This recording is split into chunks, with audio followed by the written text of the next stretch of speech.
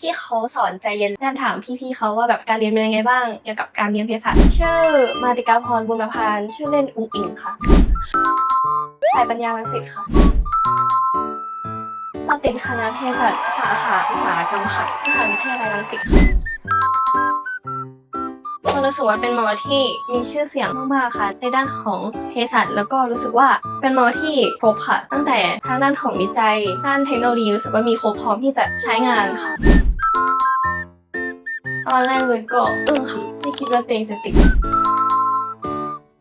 ประทับใจสถานที่ค่ะประทับใจอาจารย์ที่สอนค่ะสอนแบบเข้าใจแล้วก็มีทริคการจำให้ได้เอาไปใช้จริงค่ะอาจารย์น่ารักทุกคนทำให้เราเห็นภาพมากขึ้นค่ะเรานำไปใช้ได้จริง